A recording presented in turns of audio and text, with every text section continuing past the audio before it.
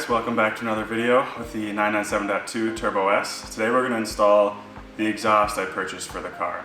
As I mentioned in previous videos, the stock exhaust is really quiet, sounds like a vacuum cleaner just like everybody says, and it's the first thing that needs to go. So I will insert a few before and after clips at the end of this video just for a direct comparison, but the exhaust that I purchased is exhaust from Velocity AP. Their main focus on their products is more Aston Martin, McLaren, maybe a few others, but they're really more well known for their Aston Martin products and McLaren stuff. So they're a little lesser known on the Porsche side, not as common. I haven't seen anybody with this exhaust on the forums or anywhere, so it should be new to me, new to everybody else as well.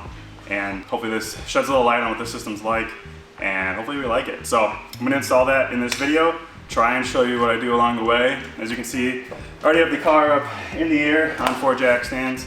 I don't know if I'll need it like that, but from what I've seen, it looks like that's gonna be the best way to access everything we need to do. So it is pretty tight in here. I'm gonna start tearing this down. I'm gonna start by taking out the taillights.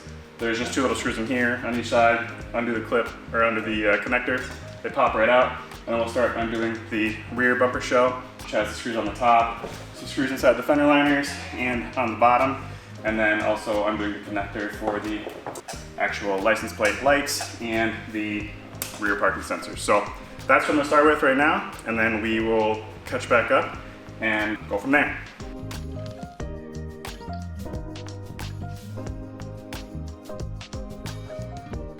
All right, so now that the bumper cover is off, it just has the single plug for the license plate lights. Now, if you have the parking sensors like I do, it's still just one plug integrated, so I'm doing one plug no matter what options you have.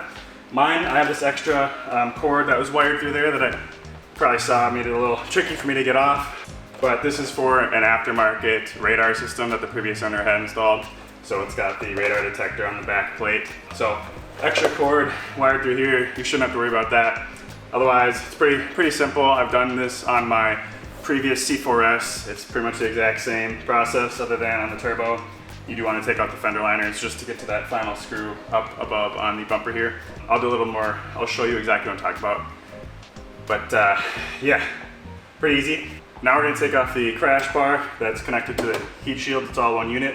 So there's 2 big bolts on the top here, and then there is a couple of screws right through here. So you want to just get an extension and undo those, and it should all slide right off together.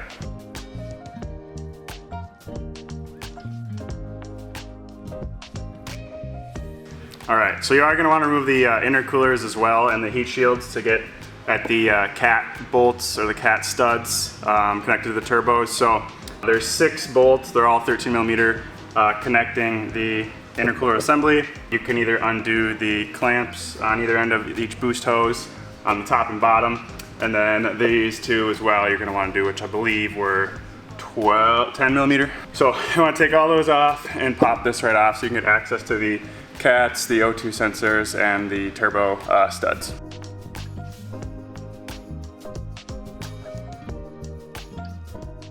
All right, so here's the 2 systems side by side. As you can see, the stock box on the bottom, Velocity AP X-pipe above there. And obviously there's no muffling in the X-pipe.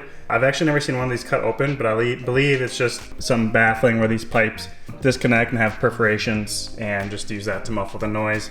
And then you can also see the OEM cat, which is a 600 cell cat, and the Velocity AP cat, which is a 200 cell cat. So I tried to get some video of this so you can kind of see the difference a little bit in here. But you can see the tightness of the honeycomb on the 200 cell cat, and then you can see how much more dense it is on the 600 cell. So hopefully the 200 cell gives us a little bit more volume, obviously a little bit less back pressure, a little more free flowing. So that's the idea there. And also we're losing some weight with the X-pipe as well. So you're probably wondering why this exhaust is discolored, and actually only partially discolored. One of the pipes after the weld is actually brand new stainless steel. So this was purchased through Velocity AP, but it was a return system that a shop had returned to have repaired. So they sold it to me at a pretty good discount, and that's one of the reasons why I actually chose this system. So the issue with the system that the previous customer had was that the flange on the cat was slightly warped, so from the weld on the flange, so that it wasn't sitting flush, and there was actually a slight exhaust leak that they couldn't solve. So they sent it back, Velocity AP fixed it, no problem, but they had replaced the system that the previous customer had with a different one. So they were able to fix this and sell it to me at a discount. So worked out well, but it's only been on a car for about an hour. So that's why it is discolored, but it is essentially new, no miles or anything on the cat. So that's why it looks the way it does. So you're also probably wondering why I chose Velocity AP for this system. Well, I looked at a bunch of systems for the 997.2 turbos, and brand new, they're really expensive. If you want to get cats, obviously, that's the expensive part. So for all the big name brands and the ones that are pretty popular on the forum, you're looking between $4,000 to $6,000 for a high flow cat and X-pipe setup, which to me is absurd. So I was looking for used setups, which again are few and far between, especially for the .2s.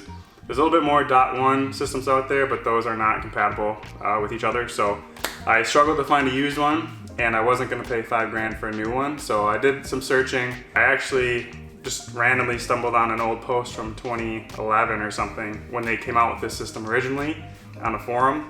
And that's the only post I've seen about it online. And I was able to find almost no information about it. So I just reached out to them directly about the system because the MSRP is actually attractive. This system, brand new, is right around $3,600 with the high flow cats and the X-pipe. So it's a significant, over $1,000 cheaper than comparable systems, and it is still a name brand, high quality. If you're not familiar with Velocity AP, they make a lot of Aston Martin and McLaren parts, some Jaguar parts as well, but they're a big name in the British tuning community. So they are a very well-known, respectable brand. That's why I even considered them and ended up going with it. But on top of that, with them being able to get me a refurbished system that they actually refurbished in-house, then it made it kind of a no-brainer on the price and the quality. And yeah, so we'll see how it sounds. The other thing I didn't mention is that this is a 2.5-inch system, not a 3-inch system. The OEM system is 2.5. A lot of guys go to 3 inches if they're trying to make more power or get a little more volume. I think 2.5-inch will give me enough volume with the system that we have here. Obviously no mufflers, and then the high flow cats. That'll be quite the improvement. So still anxious to see how it sounds, but this is the system.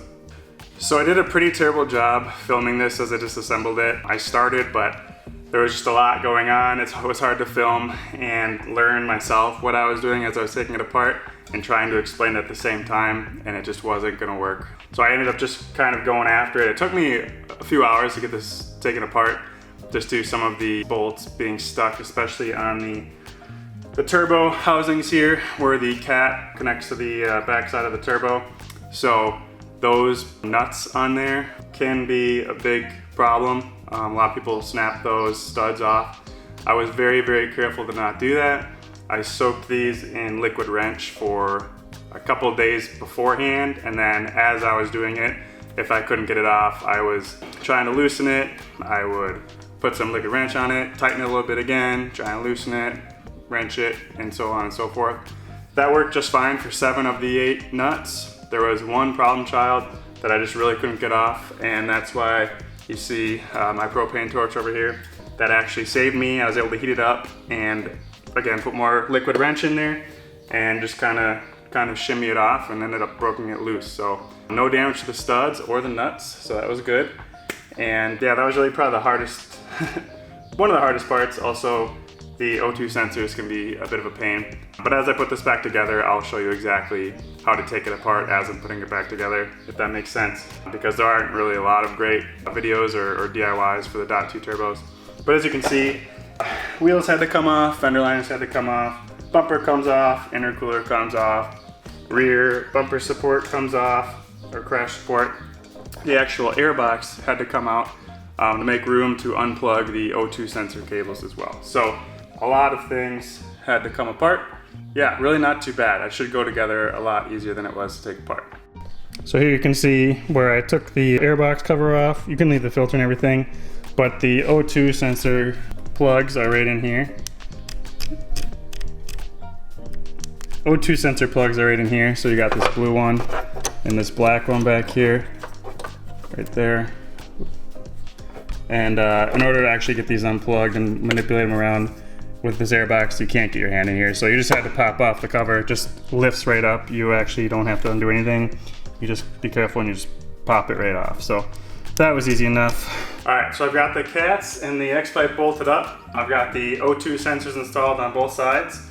Clamps are installed. I did reassemble the intercooler on the driver's side here, as well as the heat shield, just because I wanted to make sure that everything was the way it was supposed to be.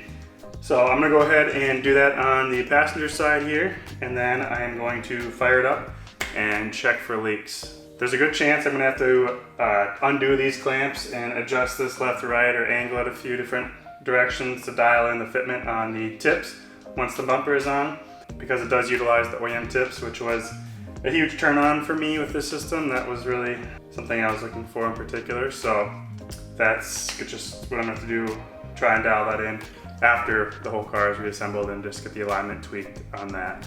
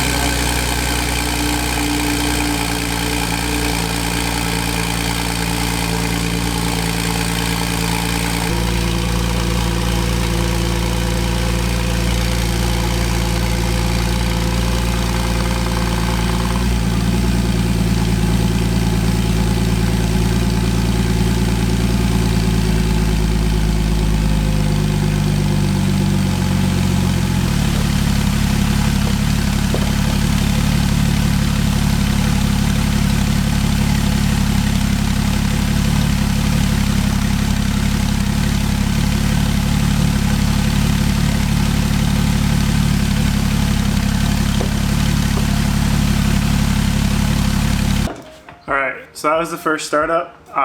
Sounds pretty okay. Really hard to know until you get temp in it and actually drive the thing, but definitely a lot louder, a lot more volume, so that's awesome. Didn't see any leaks around the flanges on the cats or the turbos or on the exhaust clamps, but not worried about the clamps because I'm gonna have to move those anyway, but was more so worried about leaks around the cats and the O2 sensors, so no leaks there. Yeah, I'm gonna start putting the rest of this thing back together. Gonna put the crash bar on, the bumper, and then the fender liners. So filming this exhaust video went extremely poorly for me. I didn't do a great job documenting the actual teardown, install, and reassembly process. I did what I could, but I kind of got hyper-focused on what I was doing and just making sure not to screw anything up. And filming just kind of took a back seat when I was doing that, so I apologize for the lack of detail. If you have any questions, I will absolutely be responsive in the comments and help out in any way that I can.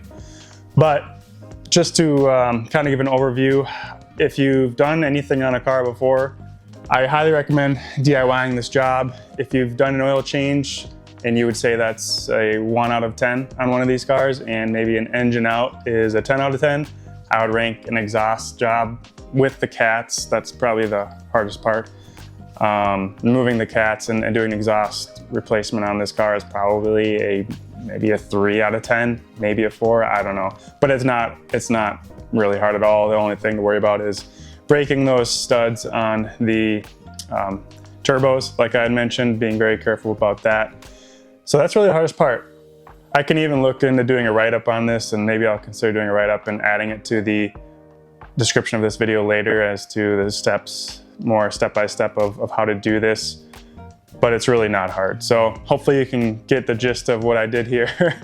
I apologize, I'm gonna edit this and we'll see what exactly what this turns out to be. Now, my review. So I actually filmed this video 3 months ago. I never got around to editing it or filming the after exhaust clips and things like that. So it just kind of sat on my computer for a while, and now I'm trying to finish it up. So now that I've lived with it for 3 months, I can say that I highly recommend getting an exhaust for your turbo. It's a game changer for the experience, in my opinion anyway. The car stock is very quiet, and you know, a big part of the experience of a combustion engine car is the noise. So that was one thing I was very worried about with a turbo. Obviously, they're not known for sounding great. So I wasn't really sure the results I was gonna get from an exhaust modification on a car like this. And I can say that it's a game changer. So you do get a lot more exhaust noise, obviously, but you get a lot more turbo noise out the back of the car, kind of like a diesel truck actually, which is cool on a car like this, maybe less cool on a diesel, but I really enjoy that. I also am hearing more blow-off noises and things like that, and I don't know if that's from the exhaust or if I'm just rolling with my windows down a lot more than I was previously because of the exhaust. It is still quiet in the car with the windows up because all that exhaust noise is, you know, you've got the engine behind you and then you've got the exhaust behind that. So there is some insulation there, obviously, and windows down or sunroof open makes a big difference as well. Sport mode is also super important. Sport mode on these cars really opens up the exhaust due to the VGT turbos, and that's really what's helping you get more turbo noise and exhaust noise, since it's not an active exhaust. So highly recommend playing with that and playing with the difference there. All the clips I filmed were in sport mode because that's really where the noise is. These cars without sport mode they sound a lot quieter. So I just filmed everything in sport mode because that's the way I drive it, and that's the way most people are going to be driving it when they're looking for exhaust noise. But when you're just cruising around, absolutely no drone, it's just as quiet as stock. If I pulled up next to someone at a stoplight or was cruising next to them on the highway, they would never know that this is an aftermarket exhaust until you really get on it, or you're, you know, partial throttle in sport mode or something like that. So very good mod. Definitely no muffler needed on these cars, especially when you're running a Cat. Even though these are a high flow 200 cell Cat, it still muffles the noise enough. And with the X pipe, that also gets rid of some of that resonance and boominess you might get without the X pipe, and you just have crossovers when the exhausts don't merge. So the combo of that, I think, helps tone it down a little bit. Now, if you're running a straight pipe with no cats, you might get pretty loud. I don't know, I actually haven't heard one in person. Or I know that on my previous Carrera, I didn't have an X pipe. I just had the crossover, and the noise was a little less pleasant and a little more droney because of that. So those are my observations. Take that for what it's worth. Hopefully these exhaust clips are useful and transmit what I hear to, you know, your speakers okay. It's always hard to tell in a video what an exhaust sounds like in person. So I did my best. I apologize for the, you know, lack of detail and all that stuff. But if you have any questions, reach out in the comments. I will try to help, and I can always film more content about this as well. So totally open to feedback and criticisms and questions. So thank you for watching. I appreciate it, and I will see you in the next one. Thanks.